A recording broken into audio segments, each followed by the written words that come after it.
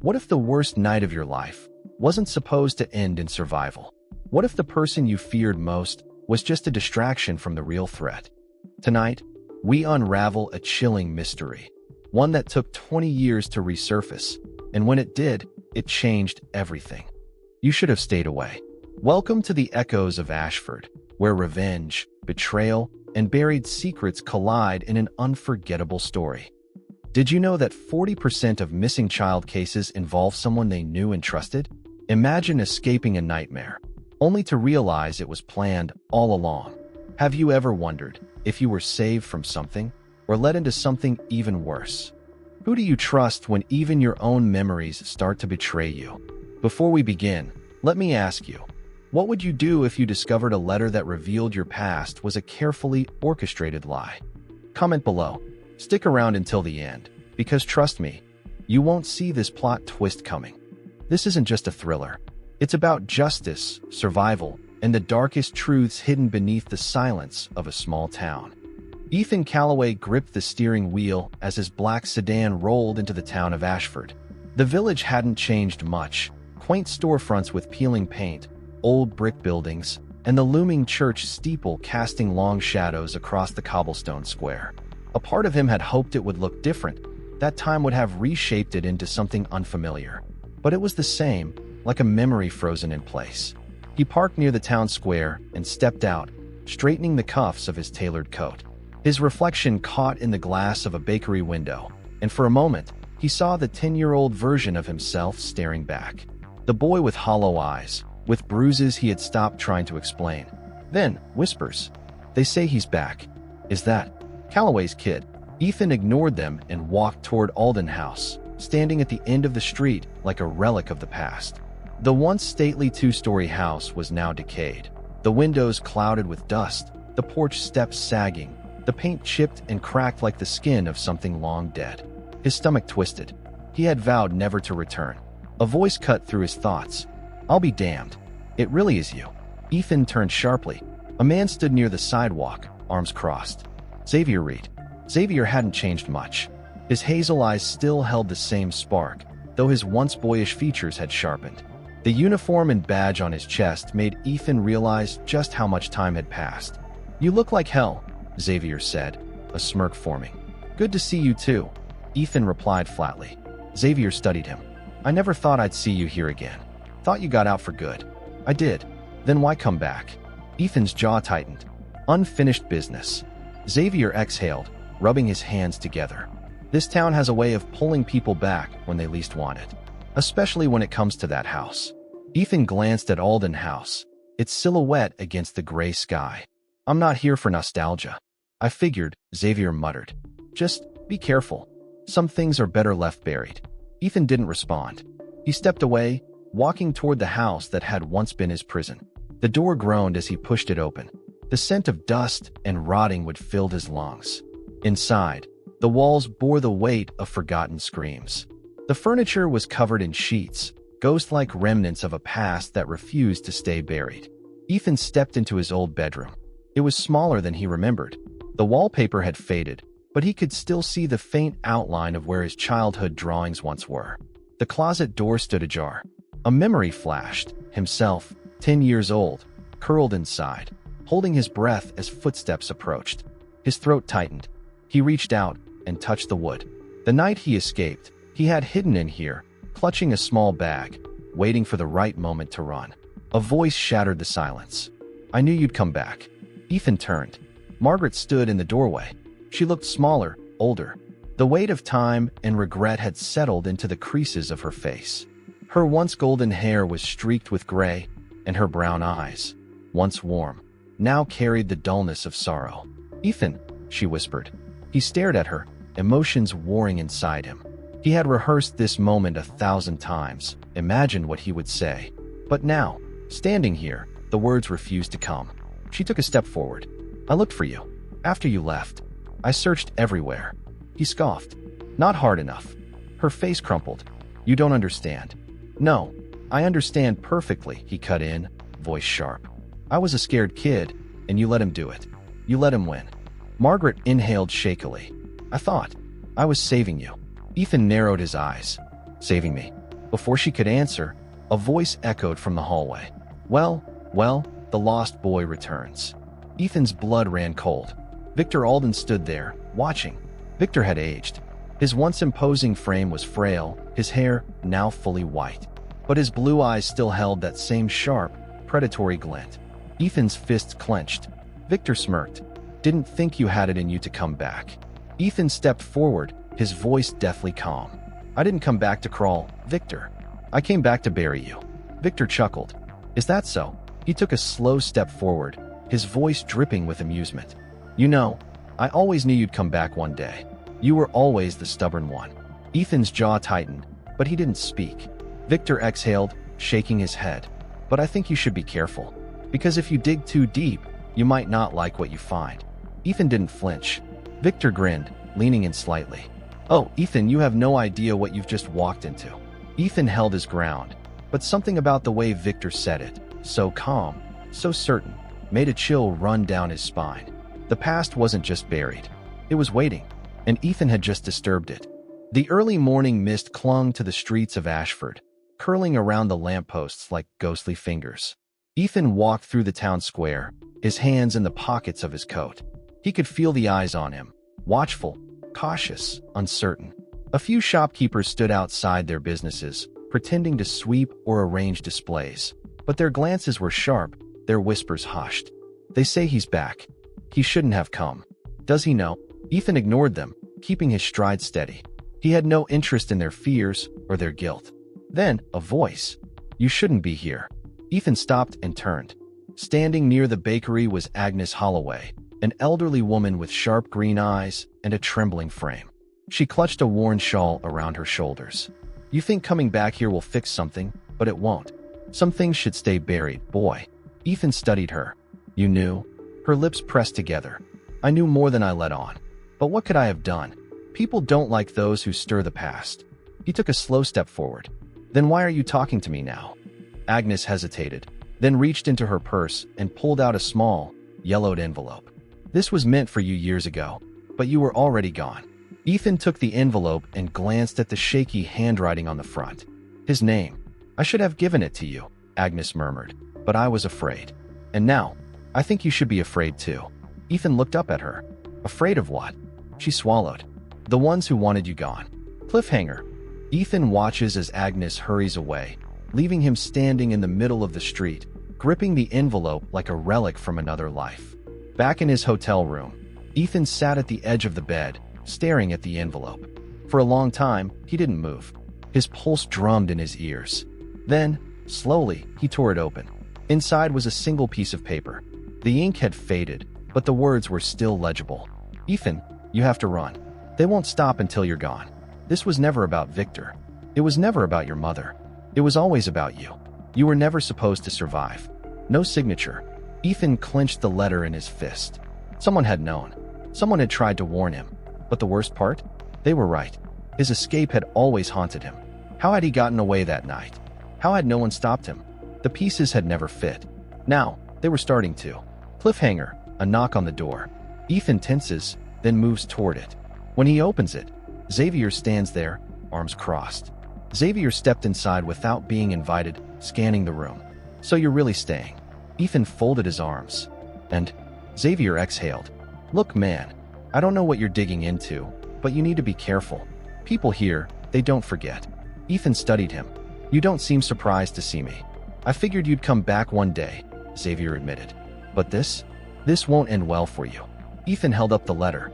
Then tell me, Xavier, who wanted me gone? Xavier's expression flickered. He took the paper, scanning the words. He sighed, rubbing his temple. I don't know, but I know this. Victor was always a bastard, but he wasn't the only one pulling strings in this town. Ethan clenched his jaw. Then who was? Xavier hesitated, then muttered.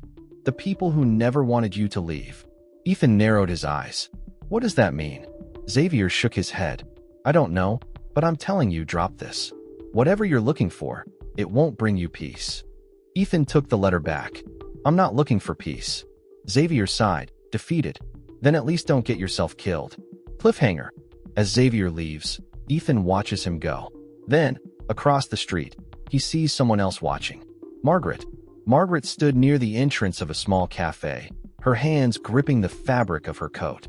Ethan approached her slowly, his stomach tightening. "You were listening," he said. She met his gaze. "I was." He waited. Margaret inhaled shakily. "Victor wasn't the one who wanted you gone." Ethan stiffened. "Then who?" She looked down. "I can't tell you." Ethan's patience snapped. "You don't get to say that. You don't get to stand there, after all these years, and tell me nothing." Margaret swallowed. "I did what I had to do." Ethan scoffed. "You let him win. You let me suffer." Tears welled in her eyes. "No, I kept you alive." Ethan froze. Margaret's voice was barely a whisper. "You think Victor was the worst of it? He was just a piece of something bigger. Something that still lives in this town." Ethan's pulse pounded. "Who?" Margaret's hands shook. "They don't forget, Ethan. They don't forgive. And if you don't leave, they will make sure you disappear. Permanently this time." Ethan stared at her. "You know who I am," he said quietly. "You know what I've become." Margaret shuddered. "And that's what scares me most." Cliffhanger. She turns, disappearing into the cafe, leaving Ethan standing there, grappling with the realization that Victor was never the true villain. That night, Ethan returned to Alden House. The moon cast jagged shadows across the floor as he stepped inside. Dust swirled in the air. He walked to the living room, his fingers trailing over the old wooden furniture. Then something caught his eye. A small, rusted key sitting on the mantel. It hadn't been there before. Ethan reached for it, his pulse quickening. There was something attached, a folded piece of paper. He opened it. One word. Cabin. His breath hitched. As a child, he had overheard Victor talking about a cabin in the woods, a place where things disappeared. His hands clenched around the key. Someone had left this here for him to find. Someone wanted him to go. And Ethan had never been one to ignore an invitation. Cliffhanger. As he turns to leave, a soft creak echoes behind him. Ethan spins around, but the house is empty. Or so it seems. The dense forest surrounded Ethan like a silent army, branches creaking softly in the wind. His breath came in sharp bursts as he pushed forward, the key from Alden House clutched tightly in his fist. The cabin was ahead, small, isolated, barely more than a shell of rotting wood and forgotten memories. He had followed the address left with the key, half expecting a trap. Now, standing before the door, he hesitated. Someone had wanted him to find this place. But why? Slowly, he turned the key in the rusted lock and pushed the door open. Inside, the air was thick with dust, and the dim light from the broken window cast long, eerie shadows. Then he saw it. A photograph sat on the small wooden table, placed carefully at the center. Ethan's stomach twisted as he stepped closer. It was a picture of him as a child, taken from a distance. He picked it up, his pulse hammering. A soft sound made him freeze. A creak. Someone was outside. Spinning, Ethan reached for the nearest object, a rusted poker leaning against the wall. Through the broken slats of the window, he caught movement. A shadow, slipping between the trees. Someone was watching him. Cliffhanger. Ethan charges out the door, chasing the figure into the dark forest. The night air burned his lungs as he ran, his shoes crunching against the undergrowth. The shadow darted ahead, moving too fast, too deliberately. "Stop!"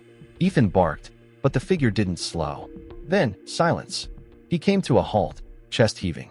The forest stretched endlessly before him, but the shadow was gone. Vanished. A gust of wind swept through the trees, rustling the leaves like whispers. Ethan clenched his jaw. He was being played with.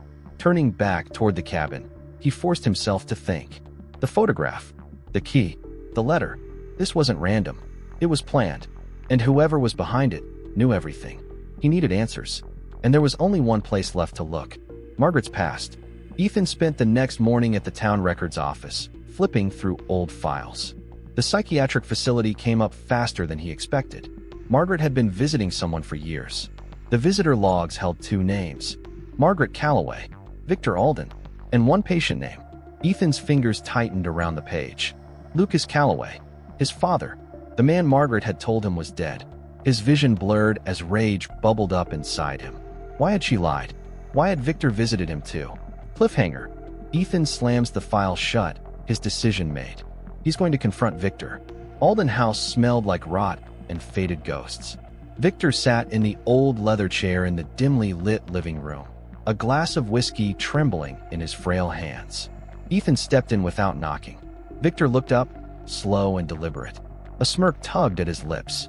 Back so soon. Ethan tossed the file onto the table. Lucas Calloway. For the first time, something flickered across Victor's face. Fear. Ethan leaned forward. He's alive. Victor exhaled, setting his glass down with a soft clink. You really want to know? He murmured, studying Ethan carefully. Tell me. Victor's lips curled into something almost pitying. Oh, son. He let out a dry chuckle. You have no idea what you've just walked into. Ethan clenched his fists. What does that mean? Victor swirled his drink, staring at the amber liquid. You think I was the monster? He mused. You think I was the worst of it? Ethan said nothing, his breath steady. Victor finally looked at him, his blue eyes glinting. I wasn't the one who wanted you gone, Ethan. A cold chill ran down his spine. Victor leaned back, watching him. If you really want answers, start digging.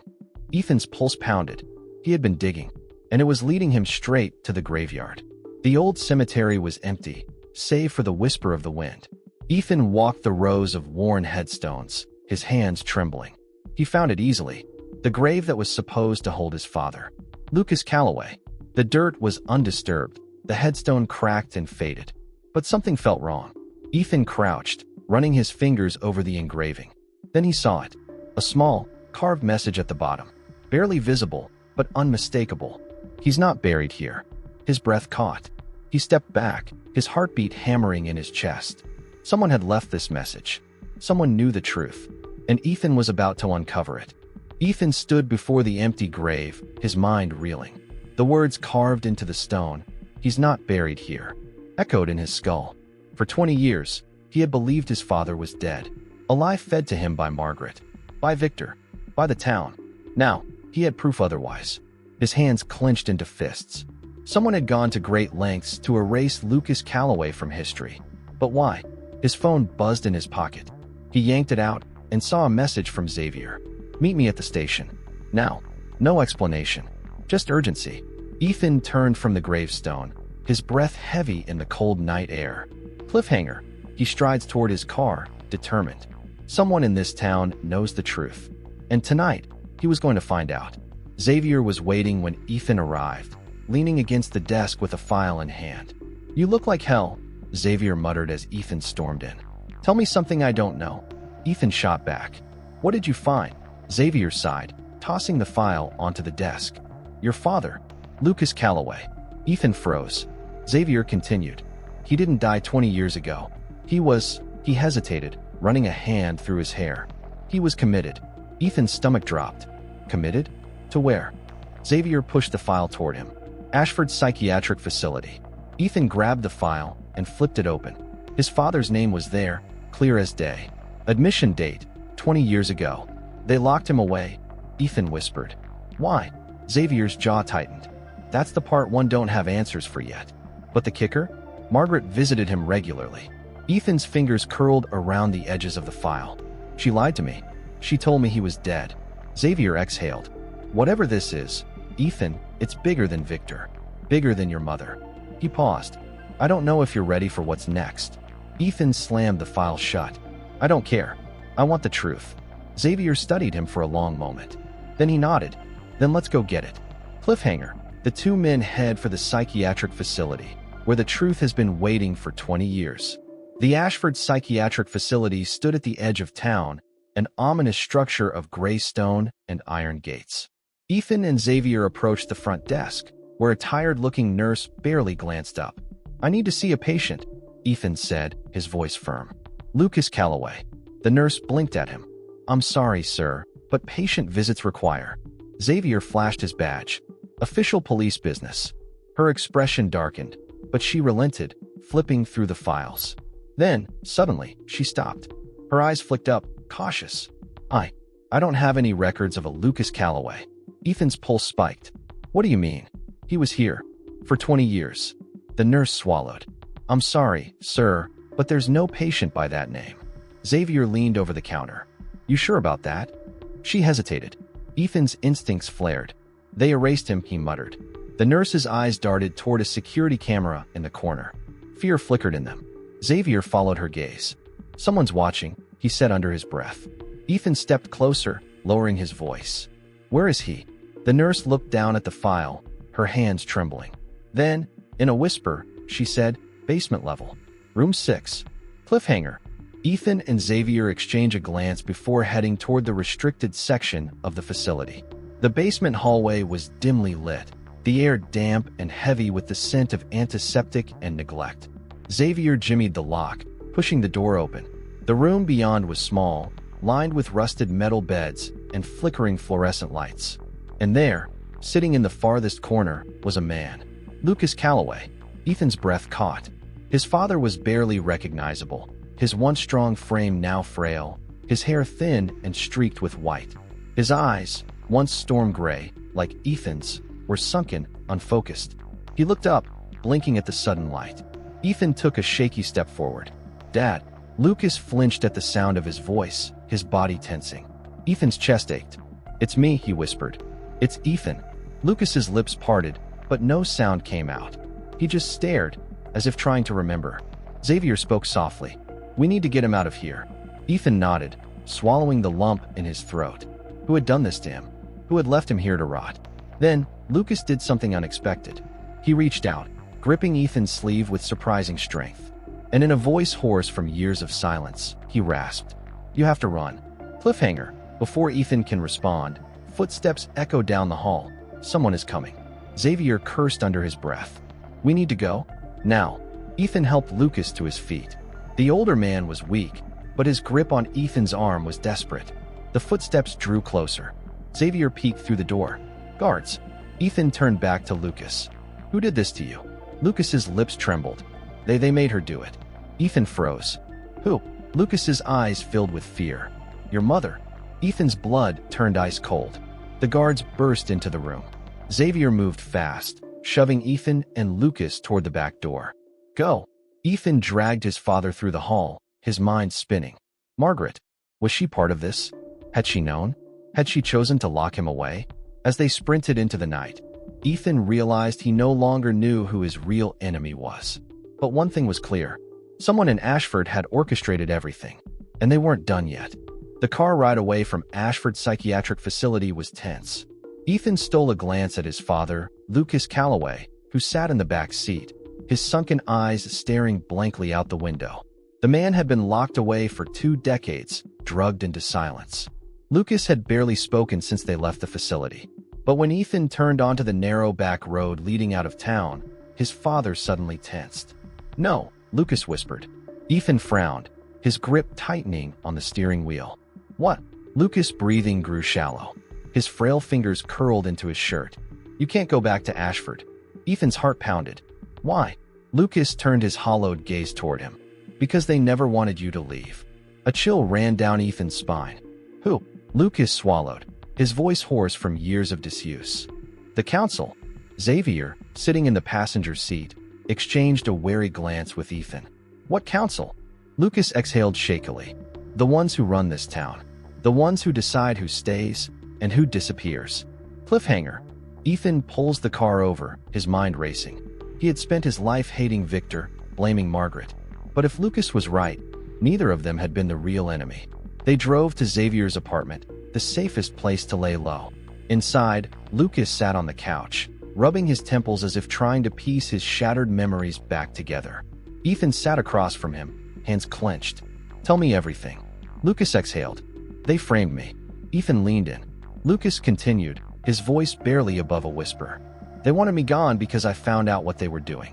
They were selecting children, controlling them, deciding who was worth keeping and who wasn't. Ethan's blood ran cold. What do you mean, selecting? Lucas shook his head. It started decades ago. The council, businessmen, law enforcement, even the mayor, they created this system. They chose which children in Ashford would be given opportunities, and which ones would simply disappear. Ethan's stomach churned. Disappear how? Lucas hesitated, then said, Some were sent away. Others never left at all. Xavier let out a slow breath. Jesus Christ. Ethan's mind reeled. And I was one of them. Lucas nodded. Victor was your punishment. They let him do what he did to keep you afraid, to break you. But when you started fighting back, they decided you were better off gone. Ethan's jaw clenched. Who saved me? Lucas met his eyes. Your mother. Ethan felt like he had been punched in the gut. Cliffhanger. Lucas looks at him with urgency. Ethan, if you dig too deep, they'll make sure you disappear for good this time. Margaret's house was dark when Ethan pulled up, but he didn't hesitate. He stormed up the steps and pounded on the door. Margaret answered a moment later, wrapped in a shawl, eyes weary. You lied to me, Ethan said coldly. Margaret's expression didn't change. I lied to protect you. Ethan stepped inside, his body tense. No more games. I need the truth. Margaret sighed and walked to the small table in the living room. She sat down, staring at her hands. When you were born, you were already marked. The council, Ashford's elite, decided you wouldn't fit. They wanted you gone before you were even old enough to understand. Ethan's chest tightened. Why? Margaret swallowed. Because of your father. Lucas tried to stop them years ago. He started investigating them, collecting evidence. When they found out, they silenced him. Ethan felt sick. You let them lock him away. Tears welled in her eyes. I didn't have a choice. They gave me two options. Lose you, or let them take him. Ethan's voice turned sharp. And you chose to stay with Victor? Margaret's lips trembled. He was part of it. He was one of them. Ethan froze. Margaret's voice cracked. They let him take you because they knew what he'd do. They thought it would break you. But it didn't. So when you tried to run, I had to make a choice. Ethan's stomach churned. You helped me escape. Margaret nodded, tears spilling down her face. I couldn't save your father, but I could save you. Cliffhanger. Ethan grips the edge of the table, his world unraveling. The real enemy wasn't just Victor. It was the entire town. Xavier called as Ethan left Margaret's house. We have a problem, Xavier said. Ethan's pulse quickened. What? I checked the facility records again. Someone erased them. Everything about Lucas, everything about his case, it's gone.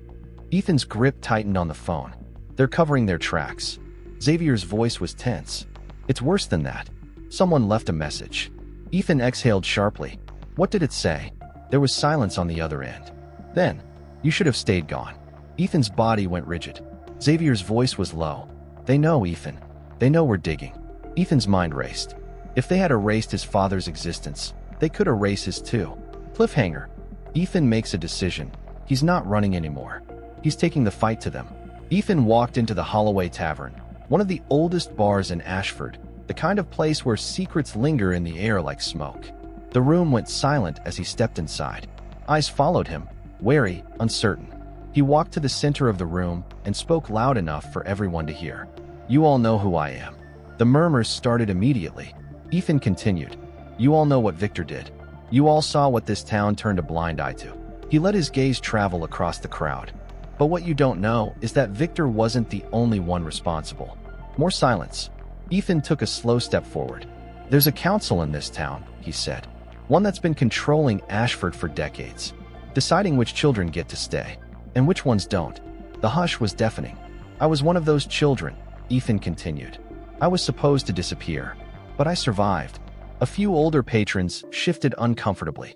Ethan's voice sharpened. And now, I want to know who's responsible. A long silence. Then, from the back of the room, a voice. You're making a mistake, Calloway. Ethan turned.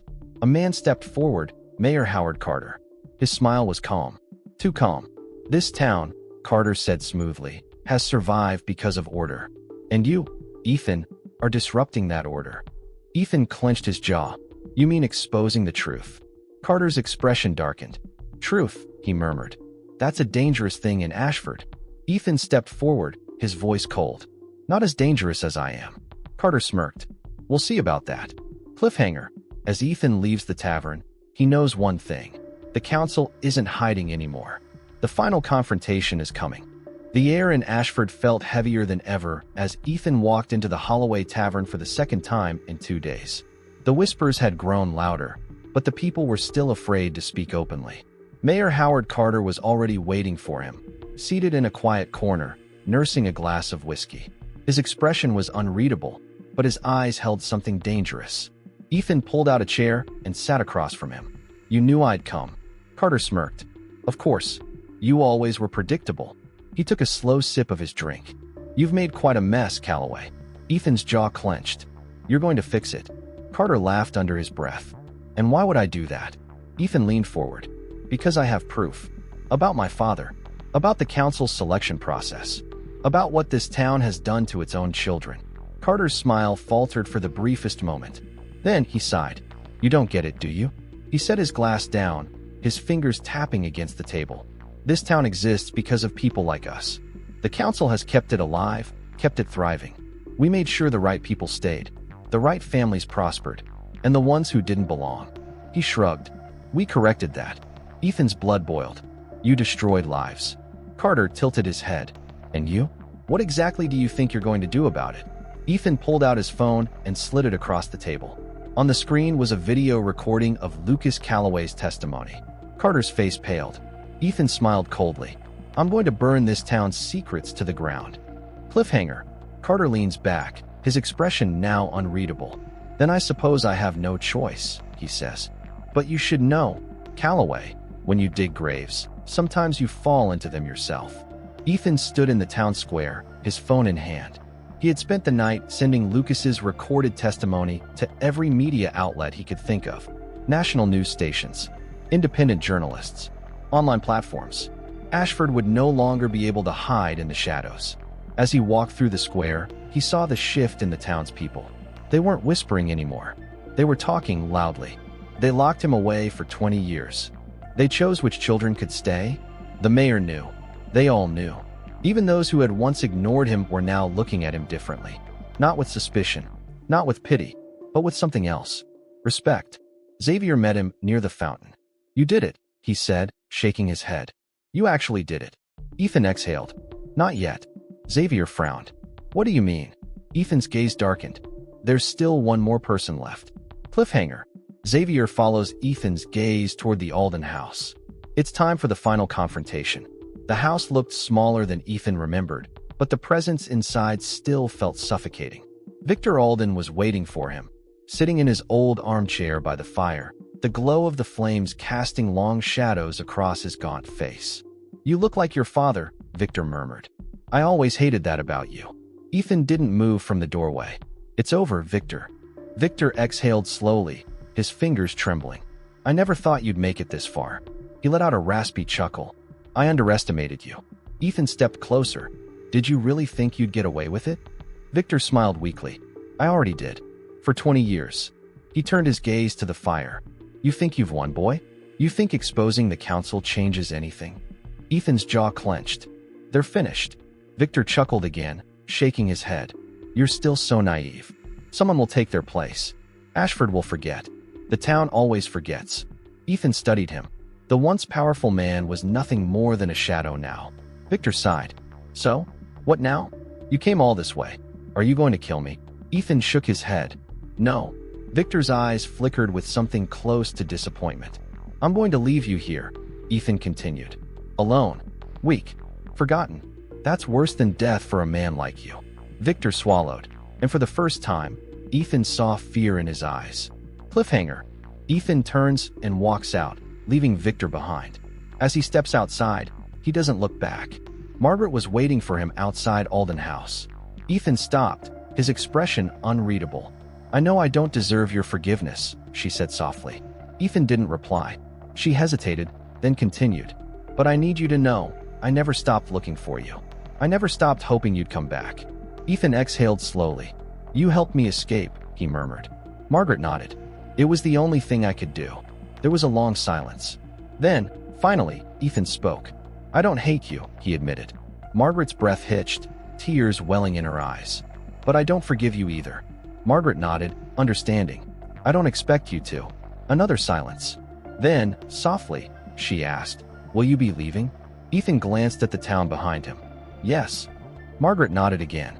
Then I hope, wherever you go, you find peace. Ethan didn't respond. He turned and walked away. Cliffhanger.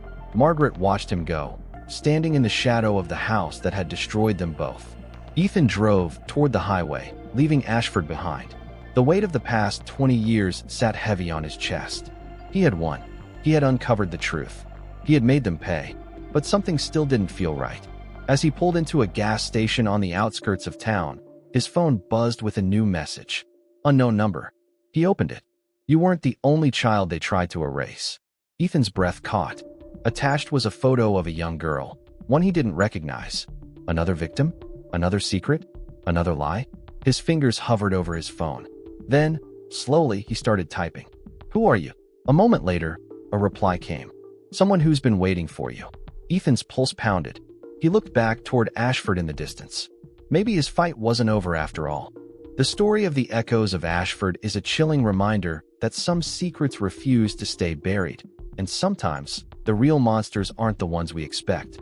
What would you do if you uncovered a truth that changed everything you thought you knew about your past? Ethan Calloway's journey was not just about revenge. It was about reclaiming his life, uncovering a hidden power structure, and proving that even the darkest pasts can be rewritten.